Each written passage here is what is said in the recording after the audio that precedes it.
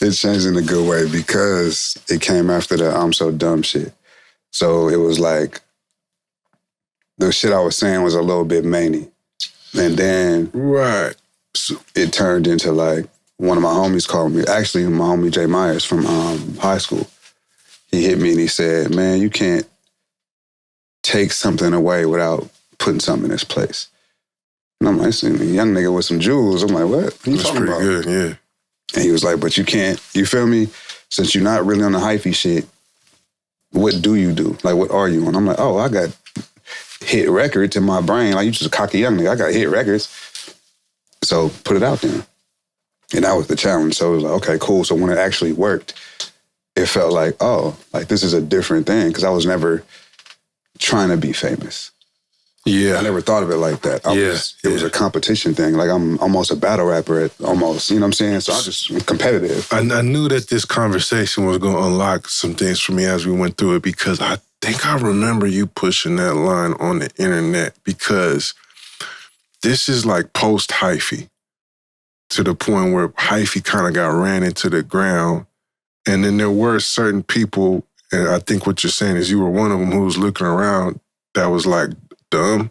We're really just all dumb. Like, we rap out here.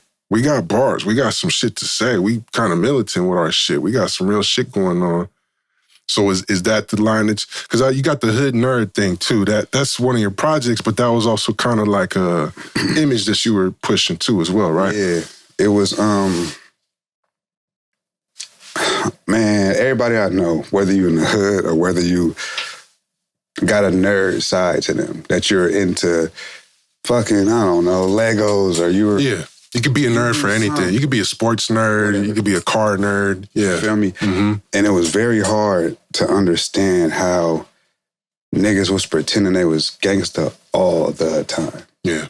So, you know, as a sarcastic young fellow, it was funny to me. So any fights that I would get into would be because I'm like, man, just poking the bear, like, oh yeah, just trying to see, like, are you a gangster all the time? Like, you don't think nothing is funny? Like, you don't have a good time with your mom. Right.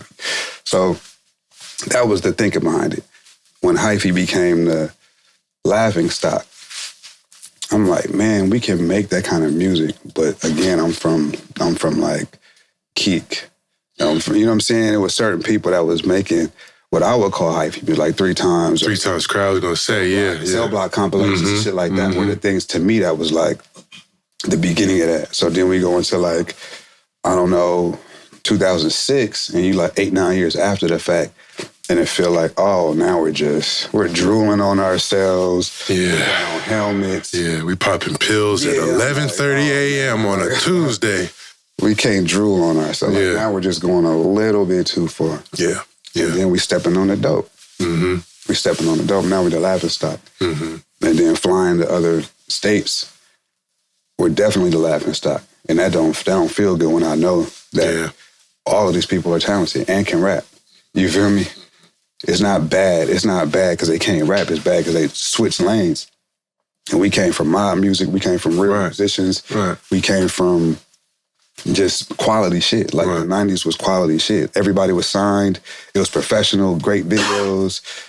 And then we just hit a left to like drooling on ourselves. And I'm like, yo, this insane. Yeah. We're taking sex, drugs, no women in the room. Man, yeah. Yeah. I couldn't. Yeah. I relate to that, bro. Sex, drugs. Right. No girls. Right. No, I know. Right. Yeah. That's a bad look. Shirts off. Just bad luck. You find yourself in a room full of 12 dudes all on ecstasy. What is you doing, man? I couldn't do it. Right. That's all. Hey, we about to make some people uncomfortable with this interview, but hey, man. Yeah. No, I relate to this, man, because I'm one dude that you'll never hear in a million years say I'm a gangster, right? I like this. I heard Richie Rich say this in the interview. I like that. I'm a hip square. And like Huey Lewis said, it's hip to be square. You know what I'm saying? Like most of the real gangsters I know recognize that there's so many consequences to that life that it's not really what you want to be doing. And there's out of all the people that are pushing that line, very few of them are genuine. And like you said, when you poke them enough times, you'll see, oh, yeah, you ain't really got that gangster in you, buddy.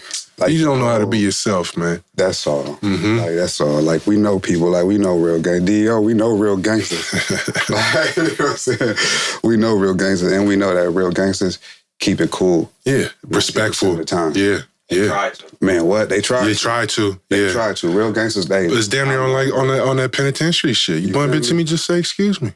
Look at me when you talk to me. That's all. That type of shit. Real. So the new gangster is emotional, hair trigger. And they always screaming about how gangster they are. Hollering. They feel like, oh, like, this don't, you know, it ain't the same. So I just, and where I'm from, it's really, of course. To maneuver, you know what I'm saying? And to be an artist and to be this way. Right. But I'm surviving in this place because they go, oh no, he hoop, he do this, he make music, he whoop.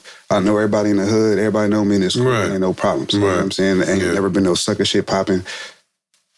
Everything good, everything Gucci. No, I like that, man. That's refreshing. And it also reminds me kind of like that Kendrick Lamar, Good Kid, Mad City. Yeah, absolutely. Yeah.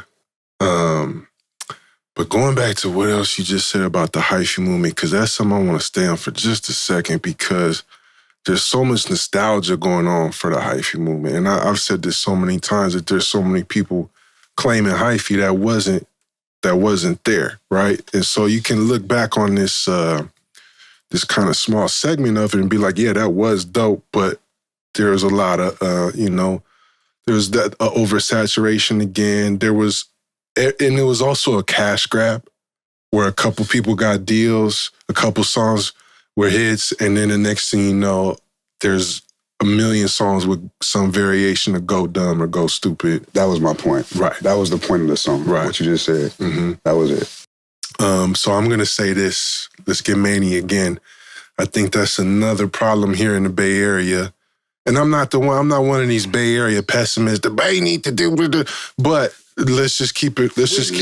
Yeah, come on. There's a million conversations like that all the time. The worst one is, we need to just come together. No, we don't. Just do your own thing, man. Just that's the same. Yeah. Not if y'all taking sex drugs. Come on, man. There's a lot of people I ain't trying to stand next to. Just stay over there with it. But I'm not with it. One problem is, in the Bay Area, is trying to squeeze everything out of something that once it becomes hot, trying to squeeze so much out of it until it ain't hot no more. Look, man, this the Malcolm X segment. Okay. Brothers, like, on some real shit, though. I mean, it's poverty in the Bay. It's a lot of it. Facts. It's always kind of been that, especially after the crack era. So if we start there, our options is kind of... It's a lot of people in the condensed area fighting over a little bit of scraps that's left on the table. Music is something so accessible. Right. It's like, I can do that because everybody makes music, because music is such a dope thing. Like, you know what I mean? It's like a thing we cannot live without. Every podcast is like, and you watch them every fucking day because you love music that much. So the world is like, shit, I can go rap. I can put some words together. We're from the Bay. Like, most of us got mouthpiece. Like, you know what I'm saying? So that's an easy transition. The problem with that is everybody don't really want to be an artist for real. You just want to do something other than get caught in a trap. Yep. So I completely understand the rushing to get to the smallest door. We also want to be the star. We also want to... I was going to say, some people they ain't tripping. They ain't thinking about money. They want clout. Yeah, they want attention. Some people already got money, and that's why they flossing and doing dumbass shit on social media over it. You know? It's like we just, as a people, brother, we want to be famous. We want to look like we got it. Right. Because we never had it, and No, I never had no Jordans, so I'm about to go buy the Jordans when they come out. And you're trying to patch your childhood wounds on some rap shit. You know what I mean? It just feel funny. Like, it feel funny. So just stick to the art, bro. Like, man, going in. Okay, let's get... That's the thing. Recognize where you got the game. We got our own style, got our own slang. Northern California is a West Coast thing. This is the history of the Bay. Recognize where you got the game. We got our own style, got our own slang. Northern California is a West Coast thing. This is the history of the Bay.